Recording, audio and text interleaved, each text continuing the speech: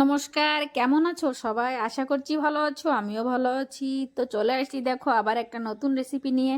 শীতে তো ফুলকপি, বাঁধাকপি, ওলকপি সব খালি কপি। তো এখানে আজকে একটা টেস্টি টেস্টি কফি রেসিপি নিয়ে চলে আসছি, ফুলকপি।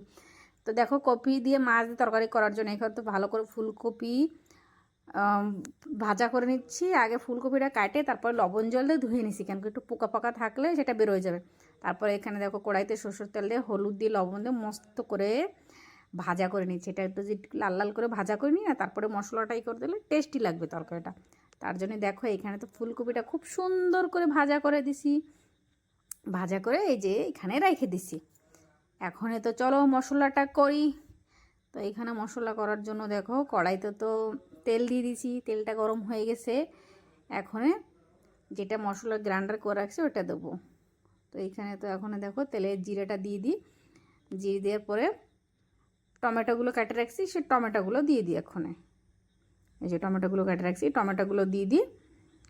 টমেটোটা যখনই একটু একটু হয়ে যাবে তখনই মশলাটা দিয়ে দেবো। মশলায় কী করে রাখছি বলো তো? আদা, জিরা, কাঁচা লঙ্কা, তারপরে একটু টমেটো আবারও দিছি, 2 ফালা টমেটো দিয়ে একটু রসুন, একটু পেঁয়াজ কুচি সব একটু মানে মশলা গ্রাইন্ডার করে রাখছি। তা দেখো সেই মশলাটা এখন দিয়ে দিই। মশলাটা এখন একটু তো ভালো করে ফ্রাই করা লাগবে, বেশি না, অল্প অল্প। এটা হলো ফুলকপি মশলা, আর মাছও দেওয়া হবে। তা দেখো এখানে তো মস্ত করে মশলাটা এখন ফ্রাই করব। তো চলো মশলা ফ্রাই করতে করতে তোমাদের সঙ্গে গল্প করি শীতে কেমন কি খাওয়া দাওয়া চলতেছে। তো দেখো শীতকালে তো মানে হারাবারা সবজির বাজার, যেদিকে যাওয়া খালি সবজি সবজি। তো এখানে দেখো মশলাটা একটু তেল ছাড়া যখন স্টার্ট হয়ে গেছে তখন হলুদ, লবণ, লঙ্কার গুঁড়ো দিয়ে এগুলো দিয়ে আবার একটু মশলাটা ভাজা ভাজা করে নিচ্ছি।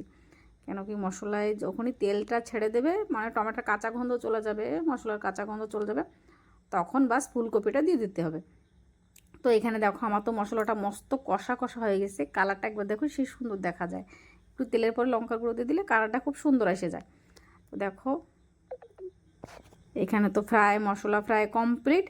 তো চলো এখন ফুলকপিটা তাহলে দিয়ে দিই। এখানে সাইডে কী করছি, জল গরমটাও বসা দিচ্ছি, কেন কি ভাজা জিনিস তো অল্প একটু সময়ের ভিতরে হয়ে যাবে, তার জন্য গরম জল দিলে ভালো হবে। তো এখানে দেখো আমার তো ফুলকপিও ছাড়িয়ে দিছি। ছাড়িয়ে দিয়ে এখন 2 মিনিট মতন চালাবো, ব্যাস মশলাটাতে মিক্স করবো 2 মিনিট মতন।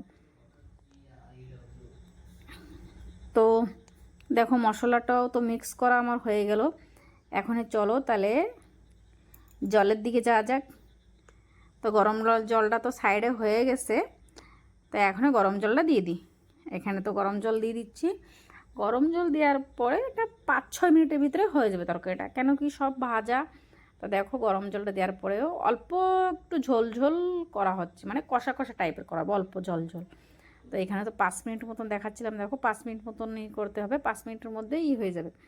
তো এখানে দেখো আমার তো 5 মিনিট হয়ে গেছে। এখন 4 পিস মাছ আর বাস ধনেপাতা কাটে রাখছিলাম ওইগুলো দিয়ে দিয়ে এখন একটু বাস ঢেকে দিতে হবে। মাছটা সেন্ট হয়ে যাবে তরকারিতে কি না, তার জন্য একটু ঢেকে দিতে হবে।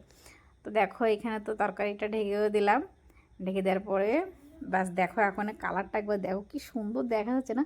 আর যখন বিশ্বাস করো রান্নাটা খুব সুন্দর হয়েছিলো, যখন সেন্ট আসছিলো না মনে হচ্ছে এখনই খেয়ে নিই। তো লাস্টে নামানোর সময় একটু গরম মশলার গুঁড়ো তো দিয়ে দিছি। দেখো কালারটা একবার দেখো কি সুন্দর দেখা যাচ্ছে। যে খাইছে আজকের তরকারিটা সে বলছিল ভালো হয়েছে, আমার ছেলে মেয়ে আমার হাজব্যান্ড সবাই বলতেছিল ভালো হয়েছে, 1 নম্বর তরকারি বলতেছিল। তা আজকের ভিডিওটা এখানেই শেষ করি। সবাই ভালো থাকো, সুস্থ থাকো, সাবধানে থাকো। যে আমার চ্যানেল নতুন আছে প্লিজ চ্যানেলটা সাবস্ক্রাইব করো। বাই।